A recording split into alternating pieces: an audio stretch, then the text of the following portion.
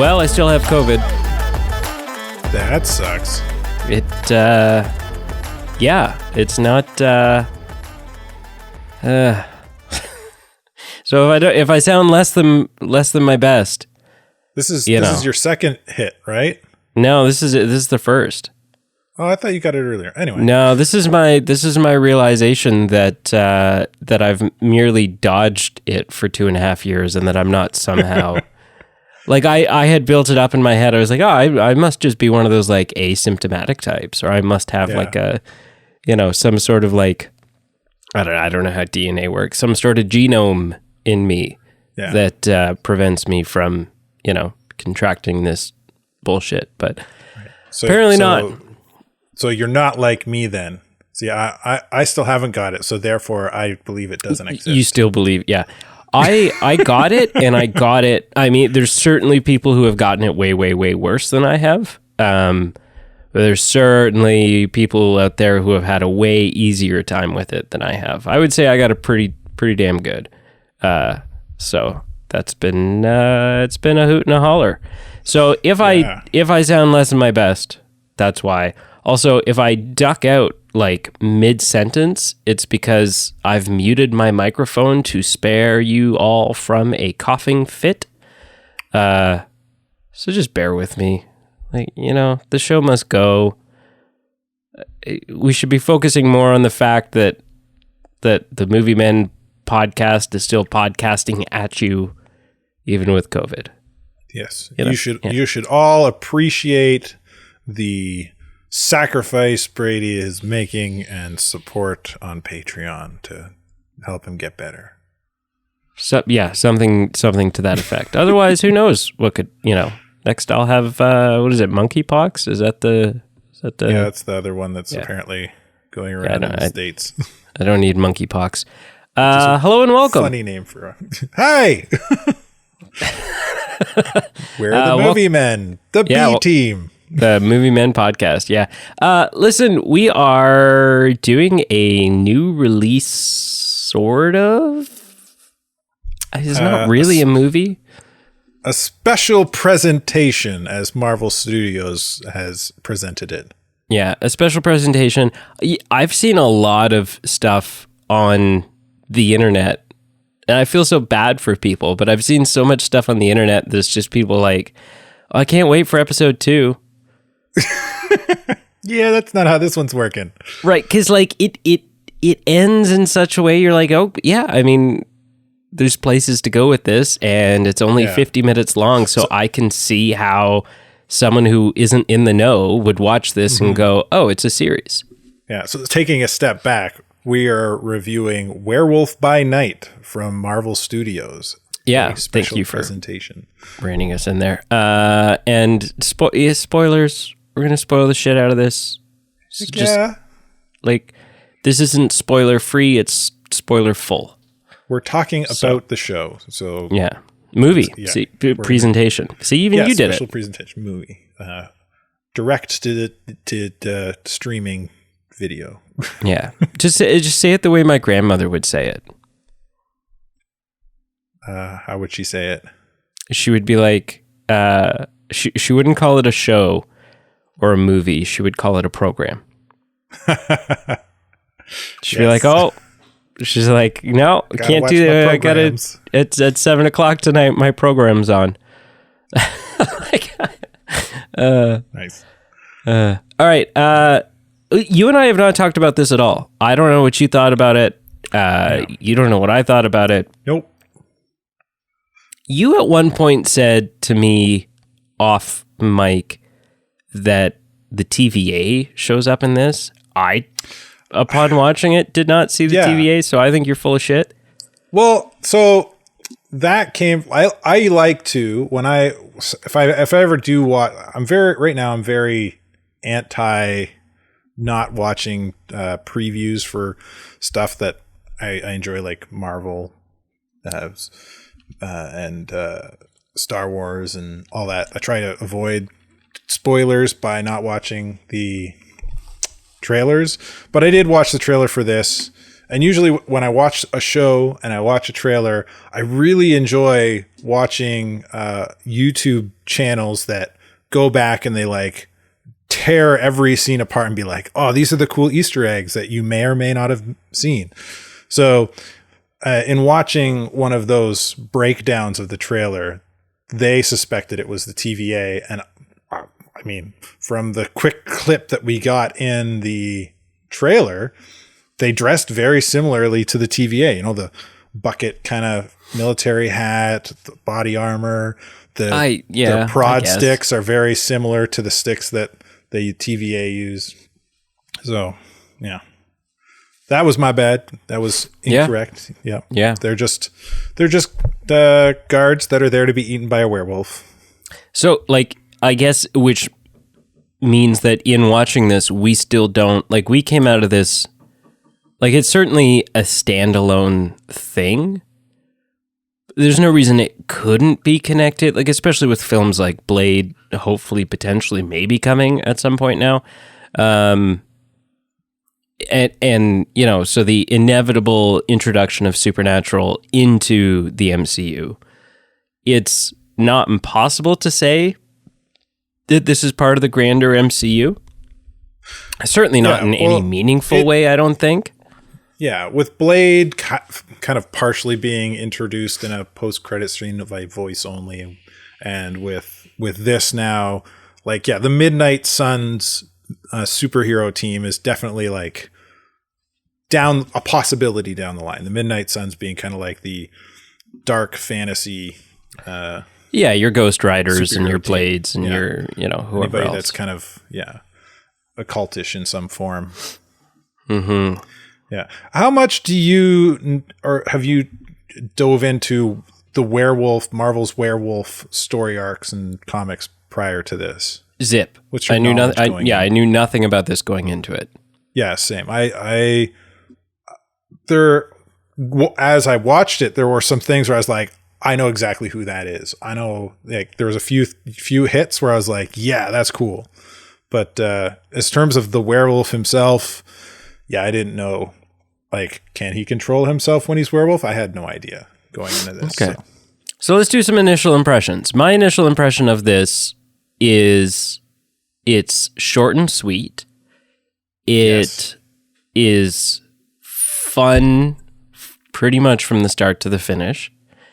Not only because of the action and the dialogue and the content, but also just because of the like artistic style of like, let's make this like a 1950s, 1940s horror, black and white horror film. Which is so fun. Mm-hmm. The soundtrack is a lot of fun. Even the changes made to the Marvel logo fanfare at the beginning with like the claw marks and it was it was a lot of fun. I'm right there with you. My initial impressions is this thing is great. It does in a short time period what almost, I would say, I'm going to say all of our Marvel TV shows to date have not been able to do. It tells a really good story, introduces characters. It does all this stuff really quickly, but really well, and it really draws you in. And then it wraps everything up really fun, really well as well at the same time. So, and you know what the biggest benefit of doing this in black and white was? What? We can have blood splattering, and we can have guts galore. Yeah, and the TVMA doesn't. There's no there's no rating issues. R-rating. No, because it's it's just an oil spill. Like it's just that's not blood, right? Yeah, so it was glorious. A breakdown that I had watched on YouTube mentioned that, and I was like, oh, that's really cool. Yeah. It was a lot of fun. Who's your favorite character? And there's only one right answer, so I like Man Thing. Man Thing's great. Ted. Dead. Yeah. Yeah. He's not referred to as Man-Thing in the show. No, but he's Ted. Ted's awesome. Ted, exactly. Ted was just like, he was such a contrasting personality and a contrasting energy to the rest of what was going on, right? Everything else had this like super serious kind of vibe to it. Yeah. Not in that the show was taking itself too seriously, but that like you didn't have, like, none of your other characters are really there for comedic relief. Like, nobody's cracking jokes. There aren't really witty one-liners. And the Man-Thing's not even really there for a comedic relief. He's more there just to break the tension slightly. Yeah, but he's like, somehow he's cute and cuddly. Like, he's like man, it was Groot. He's like Groot. He's like Groot. But, right? Like, but because he doesn't communicate vocally.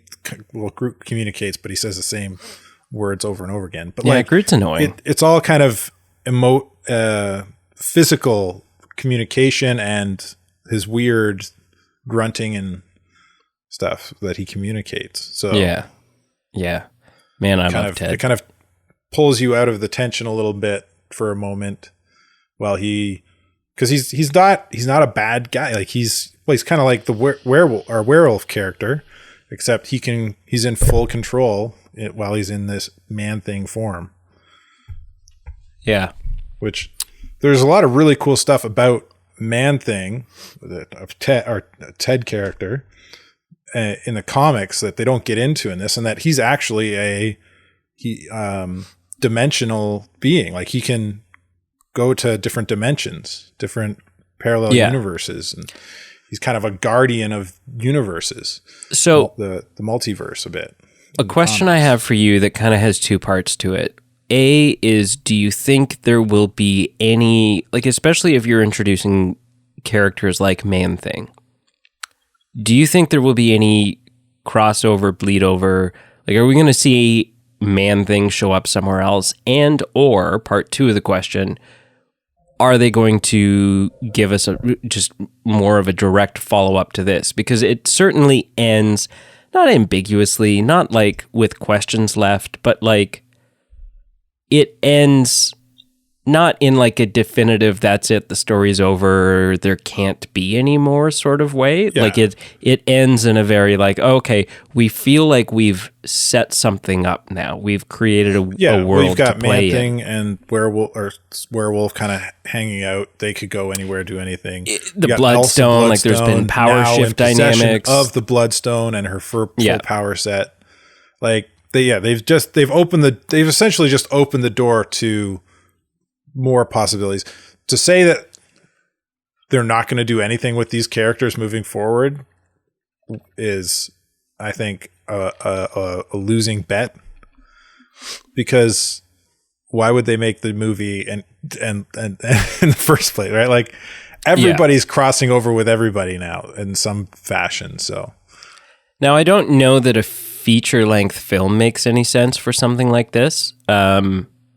But maybe a series, like maybe a short, Suns. Maybe a short limited series. Yeah, I could be on board with that. Yep. As long as they keep to like like some of the most charming moments for me for this were some of the moments that, and Brianna and I didn't discuss it, but I'm sitting there watching this thinking, I think this is the greatest thing ever, and simultaneously thinking to myself, I bet you Brienne is thinking that this specific aspect is cheesy and tacky and kind of lame. Like the funeral scene?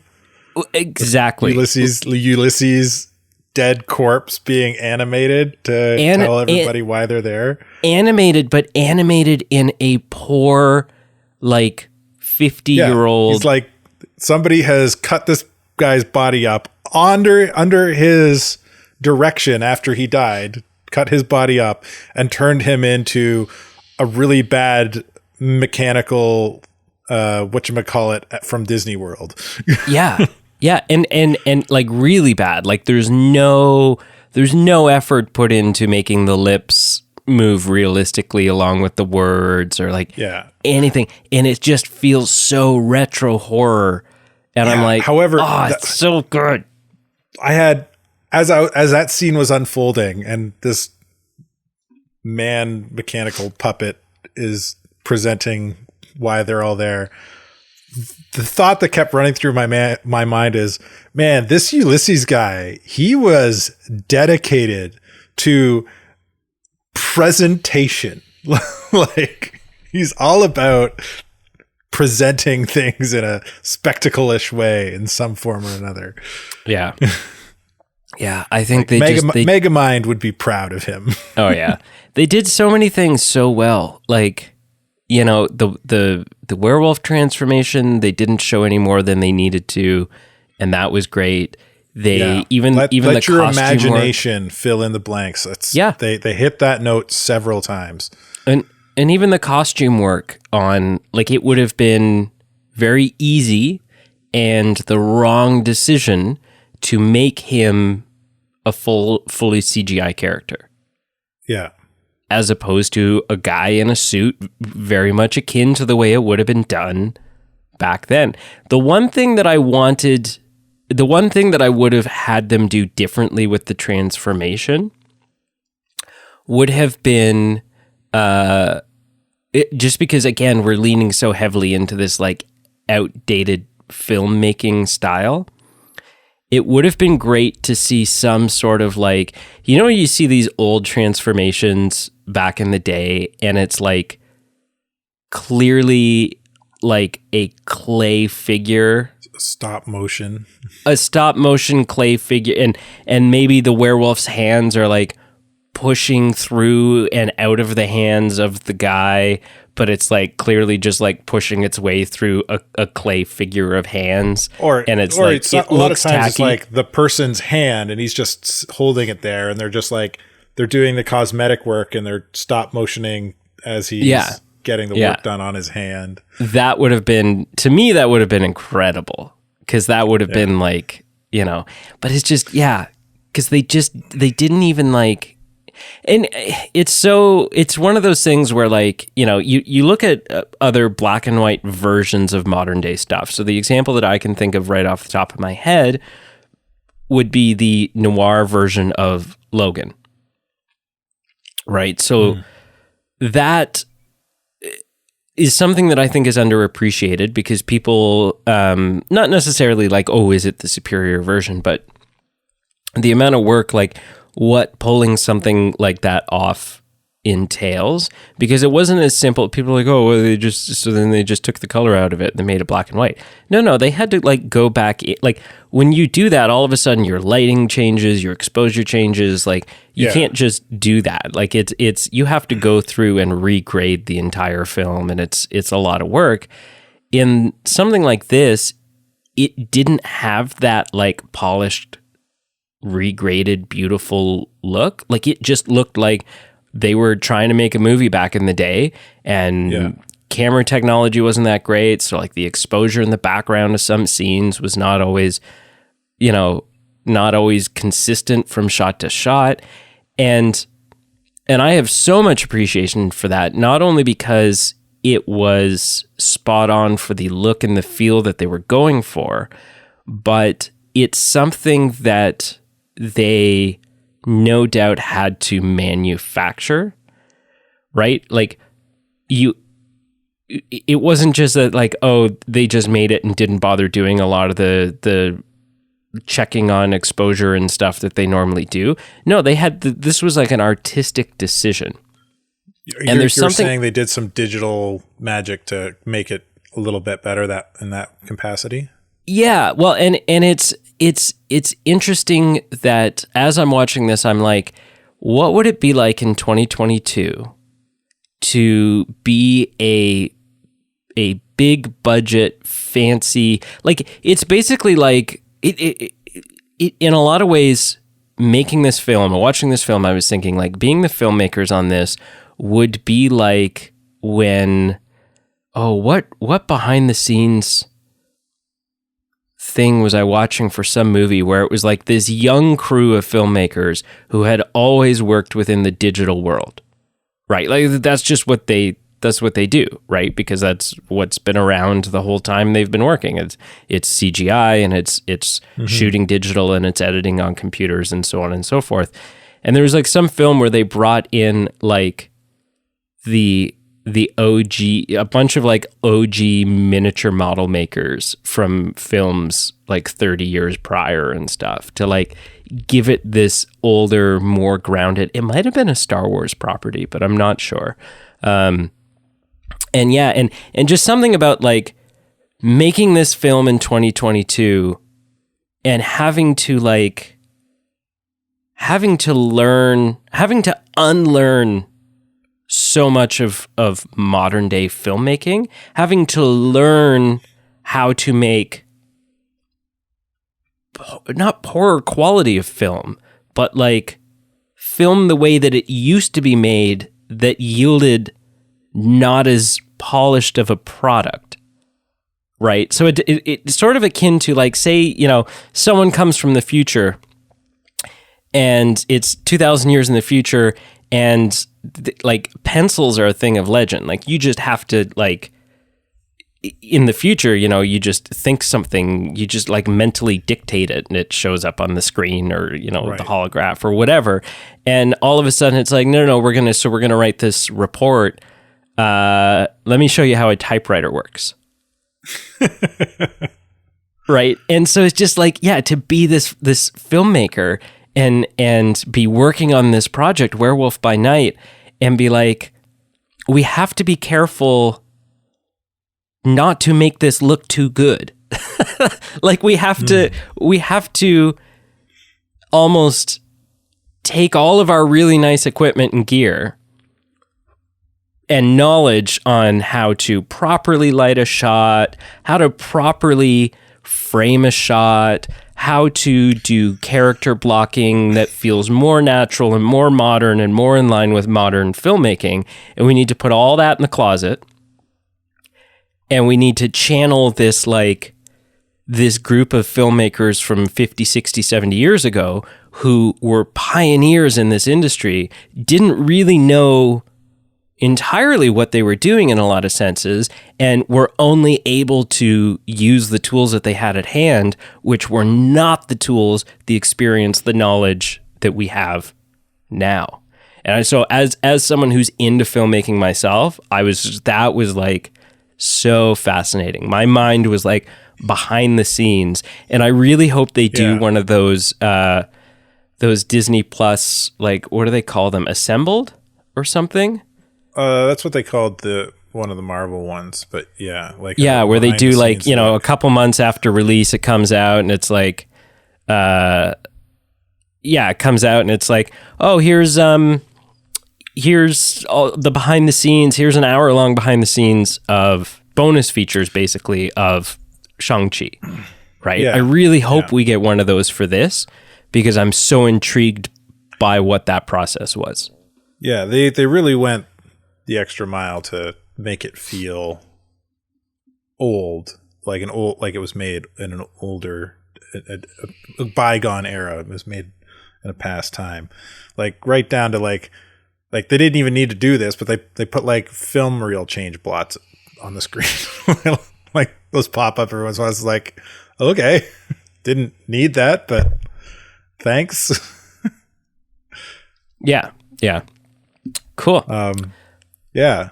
What'd you think of the Hunters? Like in what capacity? Like, did they feel like, how did they vibe for you? Did you notice anything about any of them? Did any of them stand out to you? I feel like this is a loaded question. It is. It's a cool little Easter egg that I think not many people would have caught. I only caught it again because I like watching these breakdown videos once I watch something. Right. But I'm trying to think. So like, okay. And I'm going to, I don't know anyone's name, so I'm just going to sort of like describe them. Yep. There's like a very like Norse Viking-esque big bearded dude. Yeah. Dwarf Gimli kind of guy. Except he's not short. He's not short. He was fun. What I liked, nothing, no, I don't think anything stood out to me. The only thing that stood out to me about the hunters that I found really fascinating were that, like, before the competition starts, before we're basically thrown into the Vincent Price's version of the Hunger Games here, we're like, everybody is like, buddy, we've worked in this industry for a while together. Hey, here's a tip. Here's, blah, blah, blah. How many kills do you have? Like, it just kind of like, there's this camaraderie, right? Yeah, there's they like, know each other. There's a respect for each other. And then the whistle blows and everybody is fair game. Yeah. They're all about that bloodstone. They're all about that bloodstone. And it just blew my mind. I was like, wow, like that is cutthroat. So my two kind of takeaways from that kind of loaded question was, how did our character Jack, the werewolf, get accepted as a hunter and invited to this elite group? Like, how did that happen? It doesn't seem like there was much of a vetting process. Yeah. And so either like, because they're talking about kills. Yeah. So in my mind, there's only two possibilities. One, he legitimately does hunt other and kill other monsters. Kind of, what was that? What's the name of that? The guy that hunts Dracula? Van Helsing. Van Helsing. Kind of like Van Helsing. Especially the one where we had Hugh Jackman playing Van Helsing, and he is the werewolf. Which, is a horrible movie. Is a horrible movie, but is still fun. Like it's a fun movie. It's like League of Extraordinary Gentlemen. It's good for all the wrong reasons. So either Jack Russell, the werewolf, is that kind of a hunter, like Van Helsing from that movie, or he killed a hunter and took on the persona and guise of that hunter and infiltrated. So to me, it feels like the latter is the more plausible, just because he doesn't want to kill people during this event. He just wants to save Ted and get out. Like, otherwise, how did he even get himself an invitation? Life. So I feel like that's the most plausible one. Somehow he killed another hunter. Well, but I feel like there was a layer of something in there somewhere that I didn't track with, and I didn't get what was being communicated. So there's like, as stepmother, creepy, nasty woman, whatever her name is, as she's like going around and kind of like introducing all the hunters and listing off their accolades, she's like, oh, so-and-so X many kills. This person X many kills. This person X many kills. And then they get to Jack and she says over 100 deaths. She introduces him a little different. Yeah, and lists a number of deaths instead of a number of kills. And so in that, I was like, oh, like, wait, what do we mean by that? Like, what does that mean? And that was something that was never explained or fleshed out. Yeah, and she definitely didn't know he was the werewolf based on reactions later in the... No, she was like... Yeah, she was... But yeah, I think it's plausible to maybe that he is a hunter in the sense that, like... In two senses. Like, no doubt maybe he hunts hunters. Like, the guy knows how to fight. Like, not even in werewolf form. He knows how to handle himself with some weapons. Yeah. But even if you yourself are a monster and you have monster friends and you are in the business of freeing monsters who are being pursued simply because they're monsters, but hey, look, this is a really decent monster. Like there's no reason to go after this person just because they're different, just because for you guys this is sport and game. Mm-hmm. There are probably miserable shithead monsters out there, right? Like they're maybe part of, like, I would imagine if you are him and you are like an advocate for the acceptance of these monsters, something that would stand in the way of that, something that you would also be in the business of, is getting rid of the shitheads that are that are genuinely out there causing trouble. Yeah. Right. So sort of like, yeah, and this is like a weird example, but I'm in my head, I'm like, okay, so if not to get religious on everyone here, but if the hunters, like the human hunters, are like atheists, and Jack is like this Christian, whatever, he's also aware that like the Westboro Baptist Church are out there and they're a bunch of dicks and kind of making things not so hot, right? Look so good for everybody else.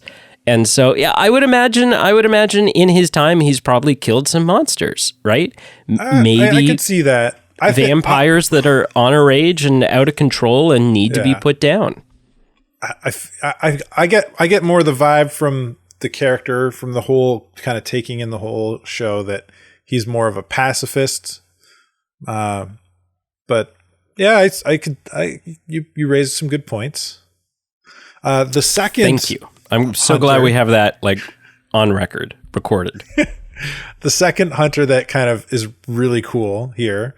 And this is the only other one that kind of has any kind of a backstory that we know of, and it's a weird one, is that the big Viking dude with the beard has appeared in a number of other Marvel MCU properties. The character or the actor? The actor. So it could be assumed it's the character as well. So is he the only thing and he doesn't have like speaking roles for the most part. So I don't have this written down, but I'm guessing it's he shows up usually as a kind of a bum, almost like a homeless looking person in these other short clips. So like I believe he's in like on the bus in Shang-Chi, and he shows up on the street in another movie or show. So it's pretty like maybe this was him. The kind of the theory is like maybe this is him kind of when he's not doing his hunting thing. He just bums around. Right, like yeah, like we don't profile. Yeah, like there's no reason for us to automatically assume that these guys are all like mortal and live a normal lifespan, and so maybe this guy's been around for a really long time. Well, they present it as like the bloodstone is the thing that gives you longevity. So he's just a normal dude, but I mean, in terms of the span of the MCU, including the blip, the MCU's only spanned for about 10 to 15 years. So I'm looking it up right now, and it looks like he's only in one other... Wait. Looks like he's only in one other MCU property. Which one was that? Werewolf by Night. Spider-Man Homecoming.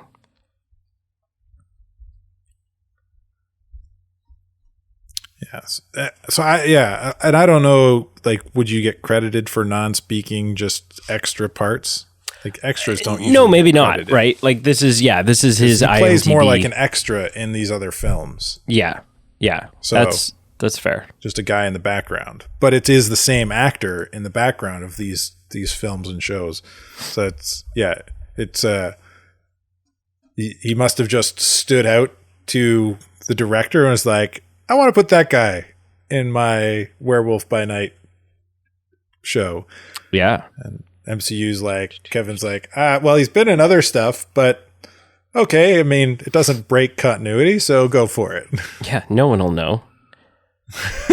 Yeah. No eagle-eyed deep sleuther on the internet will figure out that he's been in several movies and shows from Disney. Well, what's his face? James Gunn's brother, who's in Guardians of the Galaxy. He's played multiple roles in the MCU. Like and outside of Guardians of the Galaxy.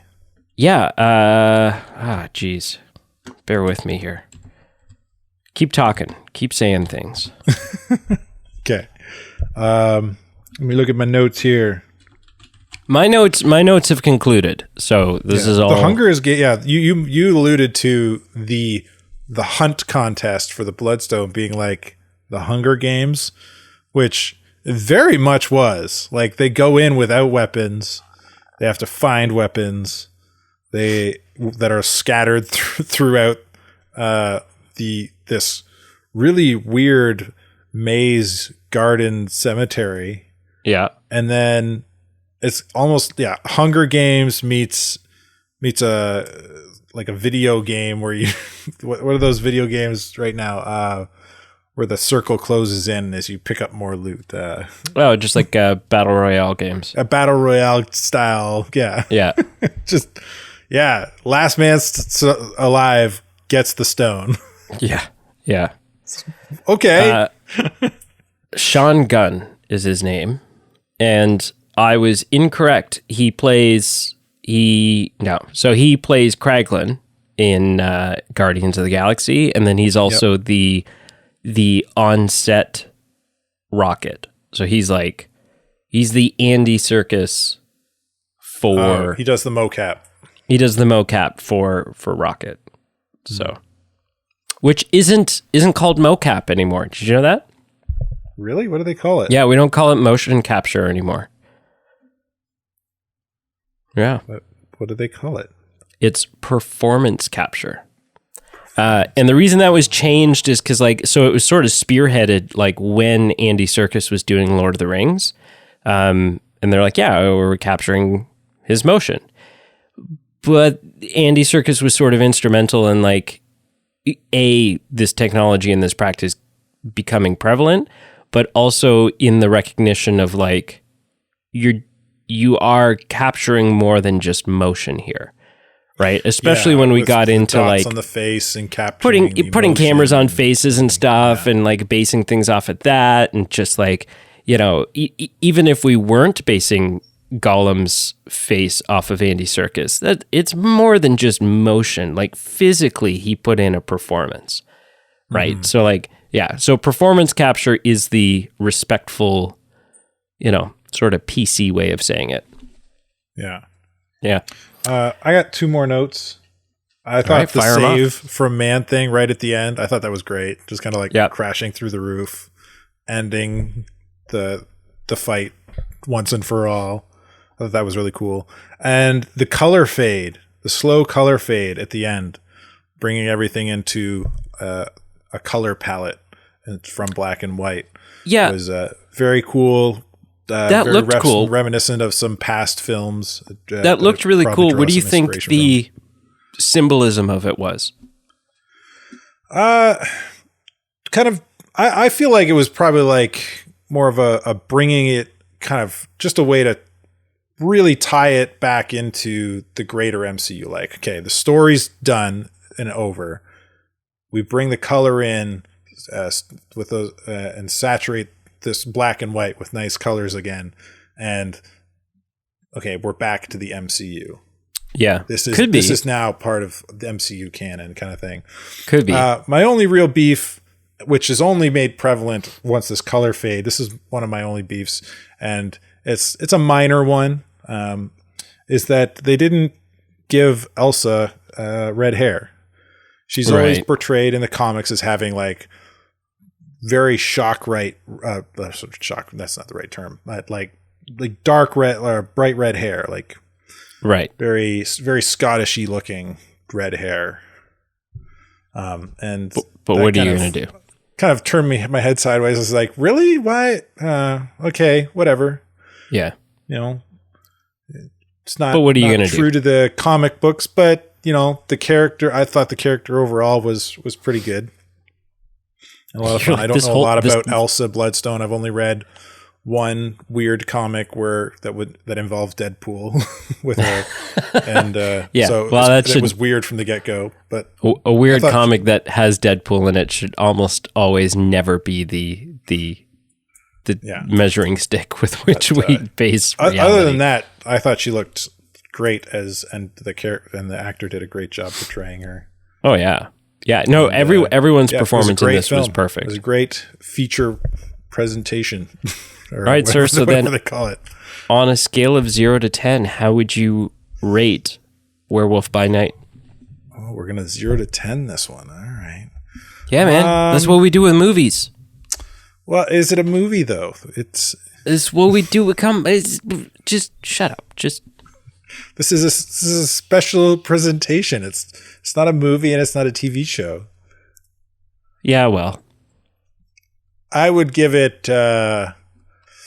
Okay, if I were to rate it, I would rate it a win out of 10. Okay. With meaning, man, I really did enjoy it. Yeah, I mean, I'd give it like a 7.5, 8. There you go. Like it was great. That's like I said at the beginning when we kind of opened this conversation, it did a lot in a short period of time extraordinarily well. Oh yeah. Other Marvel properties haven't been able to do in feature-length films or 6-episode series. Yeah. Yeah. Cool. You're now supposed to. Yeah. Okay. There we go. I gave it a 7.3. It was a lot of fun. A weirdly low point number. No, it was a lot of fun. I really enjoyed it. It's like 2 points. But shut up. It was a lot of fun. I really enjoyed it. It was the right length in that it left me wanting more. But also I wanted more. And so it could have, and giving me more maybe would have bumped the thing up, right? It didn't need to be like a 2 hour plus long thing. But I think another like 10, 15 minutes specifically towards the end, because it kind of seemed like everything had really, really good pacing for like the first 80% of it, and then we kind of just like barreled through some stuff real quick. And I would have liked some of that fleshed out a little bit more, simply because which is not a knock against it, I wanted more because it was so good, right? So like, I wasn't waiting for it to be over. Yeah, they only tell us as the audience what we need to know, no more. And anything that they don't tell us, they leave up to our imaginations, which I consider a win. Oh, for sure. I think too often they tell us what should be left to the imagination, or show us what should be left to the imagination way too often now in a lot of films and TV, Disney and Marvel franchises included. This is harking back to your experience watching The Violin with your in-laws? Yes. Yeah. That's the story. You told me the story like 10 years ago. Well, not 10 years ago. I think it was like the Red Violin or something like that. The Red Violin or something. It's just a great... We don't have time for it now, but someday we will tell you the tale of Carl sitting watching sex scenes with his future in-laws. It's so good. So good. All right. Anyway. Thank you for listening. Thank you so much for listening to this episode of the Movie Men podcast. Make sure you like, follow, give us a good review anywhere that you happen to be listening to this show.